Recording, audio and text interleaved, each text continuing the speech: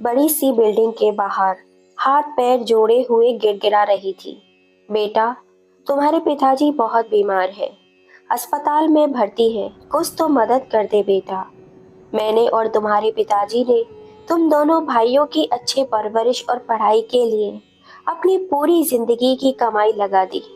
अब जाके उनके इलाज के लिए पैसों की जरूरत पड़ रही है, तो मैं किससे मदद मांगू? जानकी देवी अपने बड़े बेटे नीरज के सामने हाथ जोड़ कर खड़ी थी।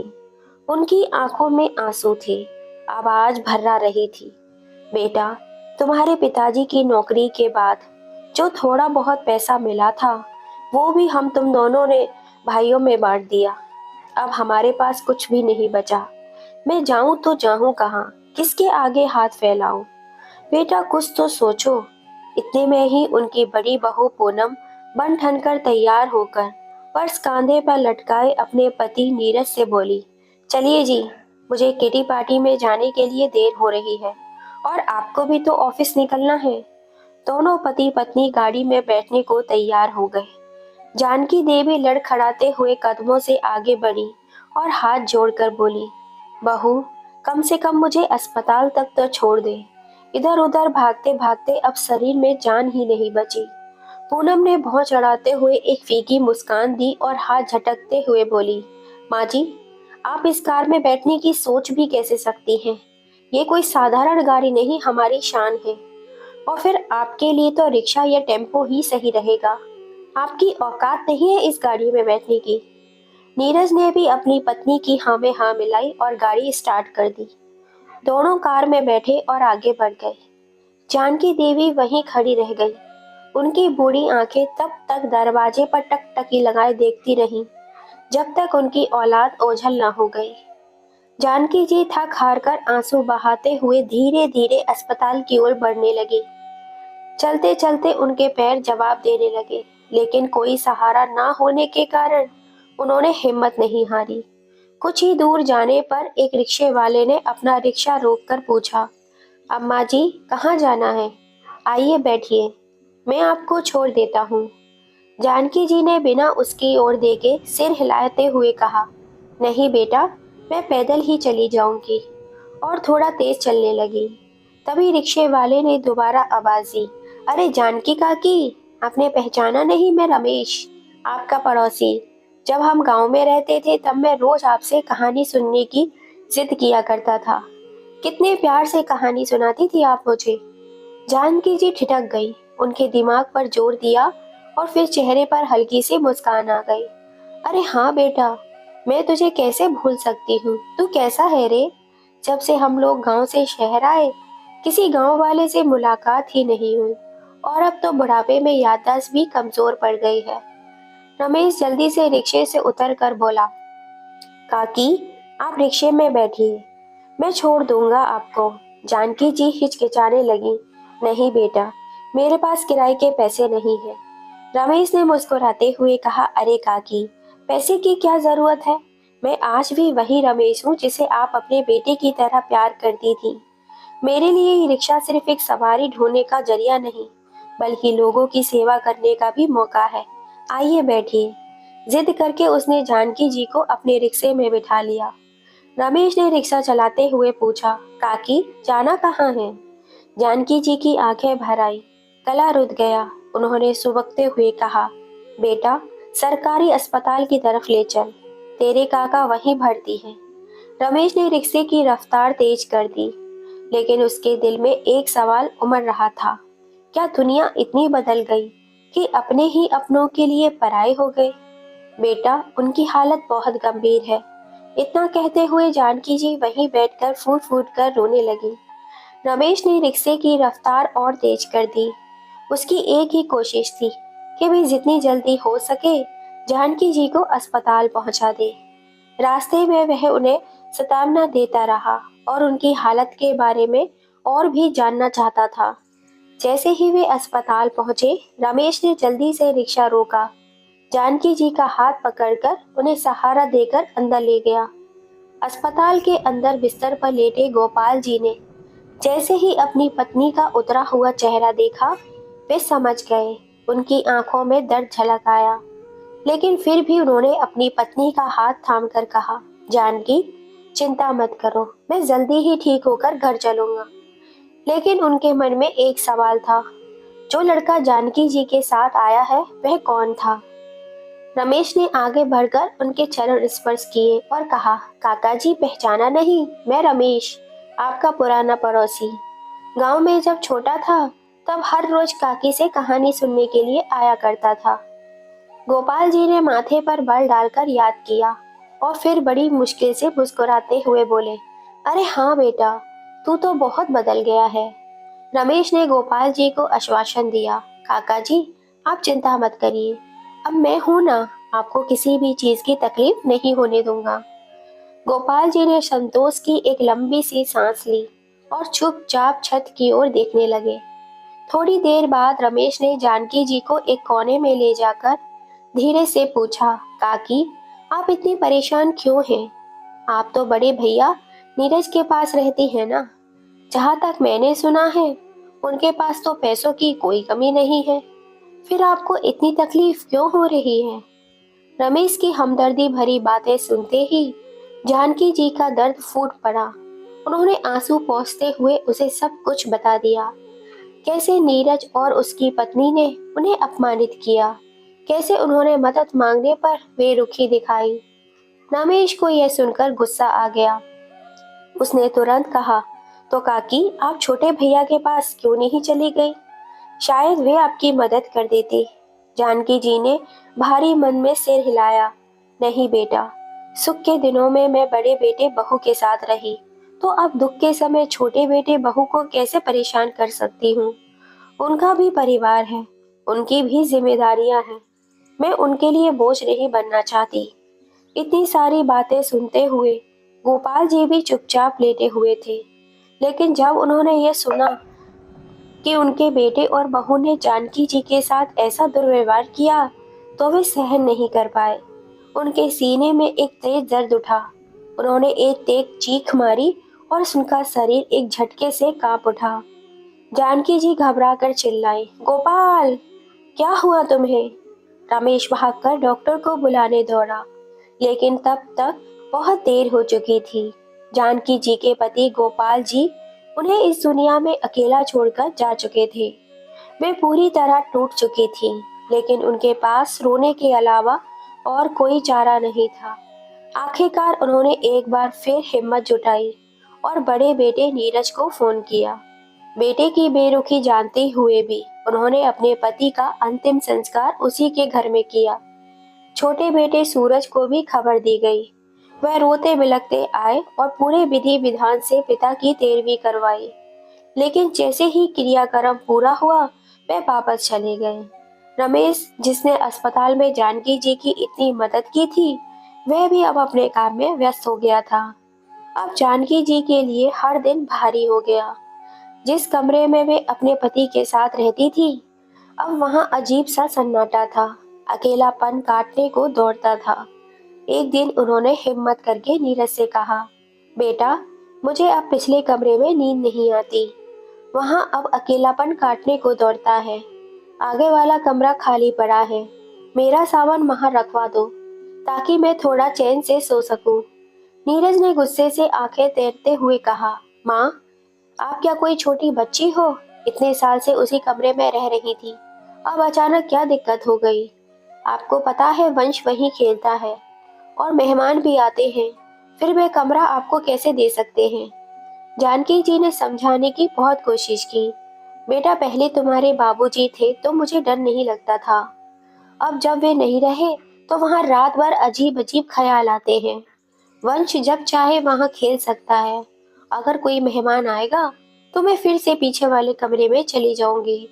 तभी पूनम ताने मारते हुए बोली, अच्छा, अब इस घर में कौन कहाँ रहेगा यह आप तय करेंगी? भूलिए मत, यह घर हमारा है।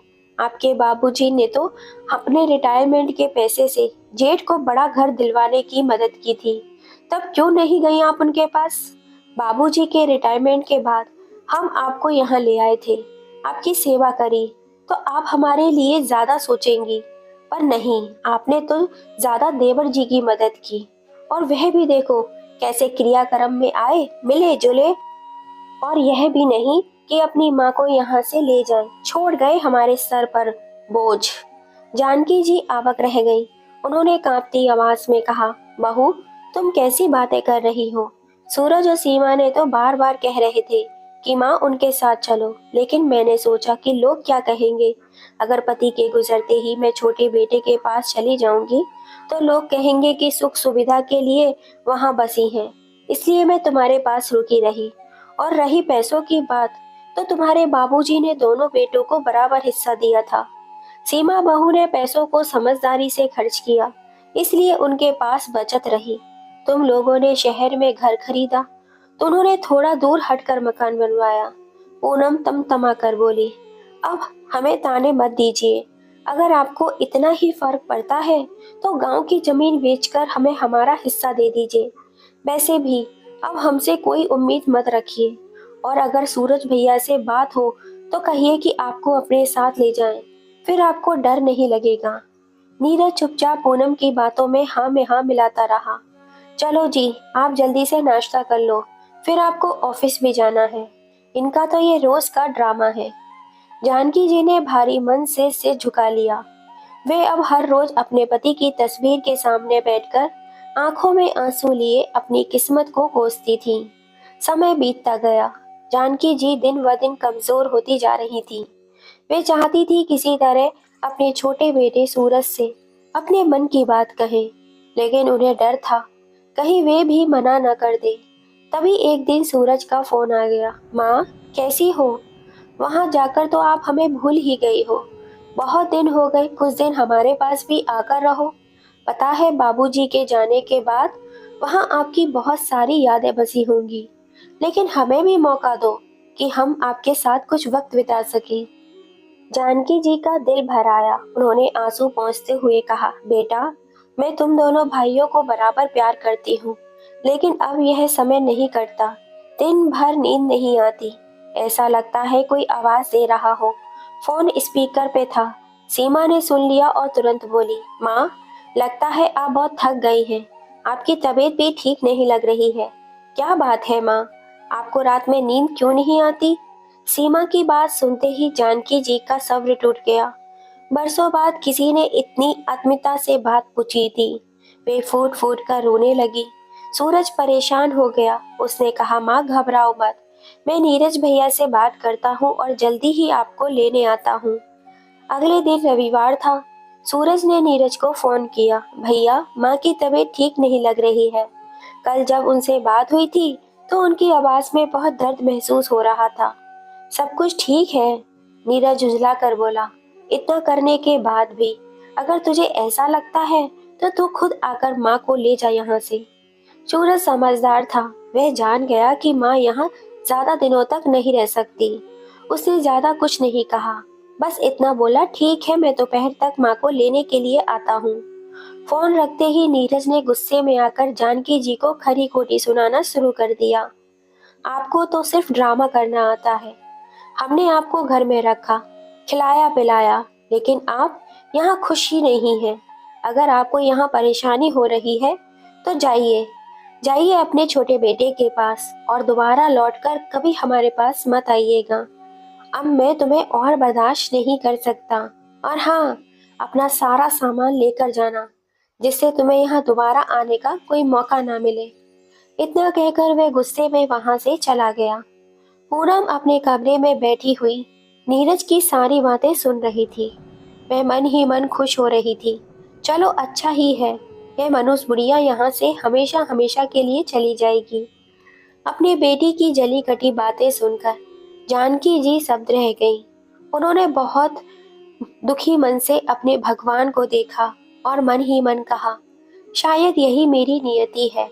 दोपहर में सूरज घर आया और माँ के पैर छूकर बोला, माँ, चलो घर चलते हैं, अब आप अकेले नहीं रहोगी।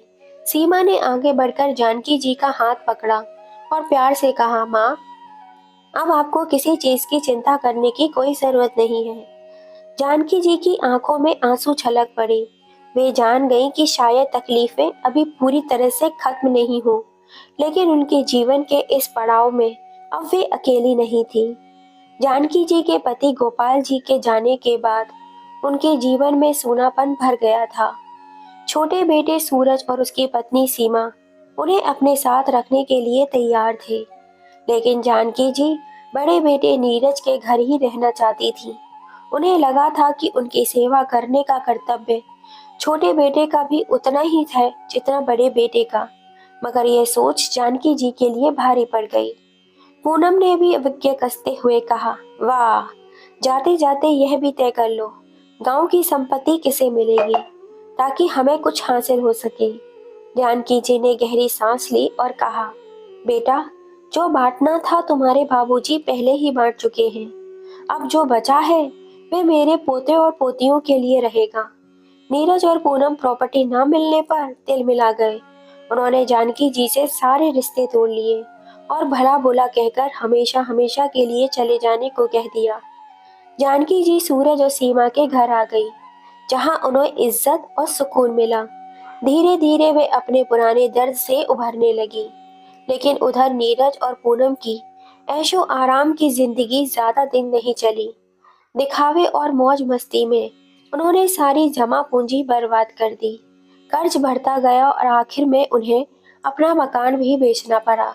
अब नीरज और पूनम सड़क पर आ गए थे, दर दर भटकने लगे थे, लेकिन अब उन्हें कोई सहारा देने को तैयार नहीं था। जब कोई चारा नहीं बचा तो उन्होंने रिक्शा चलाना शुरू कर दिया और दिहाड़ी मजदूरी करने लगे। दूसरी ओर सूरज और सीमा ने जानकी जी की खूब सेवा में कोई कसर नहीं छोड़ी। एक दिन सीमा ने देखा जानकी जी उदास और चुपचाप बैठी हैं। उन्होंने सूरज से कहा, माँ जी कुछ दिनों से गुमसुम है, न ठीक से खाती है न सोती है। हमें उनका और ख्याल अच्छे से रखना होगा। रविवार की सुबह सीमा ने सूरज से कहा, अब से आप माँ के साथ ज्यादा वक्त बिताइए। दिन में तो मैं रश्मि उनके साथ होते हैं, लेकिन रात में उन्हें आपकी जरूरत है। छुट्टी के दिन तो आप उनके पास ही सोया कीजिए, उन्हें अच्छा लगेगा। सूरज ने सीमा का हाथ थामते हुए कहा, तुम कितनी समझदार हो सीमा। मैंने सोचा भी नहीं था कि माँ को मेरी जरूरत महसूस हो सकती है। आज की रात मैं माँ के पास ही सोऊंगा। पूरा दिन सूरज और सीमा जानकी जी को किसी न किसी बहाने व्यस्त रखते रहे। रात को जब सब अपने अपने कमरे में चले गए, तब सूरज पानी की बोतल लेकर माँ के कमरे में आया। जानकी जी हल्की नींद में थी। आवाज सुनकर उन्होंने पूछा, कौन है? सूरज ने धीमी सी आवाज में कहा, माँ, मैं हूँ सूरज। जानकी जी चौंक गई। अरे, इतनी रात गए तुम यहाँ? कुछ काम था क्या? सूरज मुस्कुराया और बोला, नहीं माँ, आज मैं आपके पास सोऊंगा। जानकी जी हैरान होकर बोली, पर क्यों बेटा? बहू और रश्मि का क्या? सूरज ने उनका हाथ अपने हाथ में लेकर कहा, माँ, आप अकेली मत समझिए खुद को। क्या आपको याद है जब मैं छोटा था और डर जाता था तो आपके पास आकर सो जाता था? जानकी जी हल्की मुस्कान के साथ बोली, हाँ याद है, पर तब तुम छोटे थे, कमजोर थे। अब तुम बड़े हो गए हो। सूरज ने उनकी हथेलियों को अपने गाल से लगाते हुए कहा, माँ, जैसे बच्चे डरकर अपने माँ बाप के पास सुकून से सो जाते हैं, वैसे ही बड़े बुजुर्ग भी तो अकेलापन में सहारा चाहते हैं। मैं जानता हूँ पापा के जाने के बाद आप अकेलापन महसूस करते हैं। ऊपर से नीरज भैया के व्यवहार ने आपको और तकलीफ दी है। जानकी जी ने आंसू छुपाने के लिए करवट बदली, पर सूरज ने उनके कंधे पर हाथ रखते हुए कहा, माँ, आप हमेशा कहती थी कि मुश्किलों का डटकर सामना करने से वे बुत की तरह भाग जाते हैं। तो चलिए, आज से हम साथ मिलकर हर मुश्किल को भगाएंगे। आप अकेली नहीं हैं। जैसे मेरा बचपन आपके आंचल में सिमट जाता था, वैसे ही अब आपका बेटा आपके साथ रहेगा। सूरज ने माँ को गले लगा लिया। बाहर खड़ी सीमा ने यह सब सुना तो उसकी आंखें भर आई। वह माँ बेटे के इस अनमोल पल में दखल नहीं देना चाहती थी, इसीलिए चुपचाप अपनी बेटी के पास जाकर लेट गई। इधर माँ बेटे की आंखें भीगी थीं, पर दिल हल्का हो चुका था। सूरज माँ के हाथों को सहलाता रहा और माँ उसके गालों को। कुछ ही देर में जानकी जी को बहुत दिनों के बाद चैन की नींद आ गई। समय बीतने लगा। अब जानकी जी सूरज के घर में अधिकार के साथ रहने लगी। एक दिन सूरज ने माँ से कहा, माँ आपके आशीर्वाद से हमारे पास सब कुछ है। मैं सोच रहा था क्यों ना एक कार ले ली जाए, बस उसी की कमी है।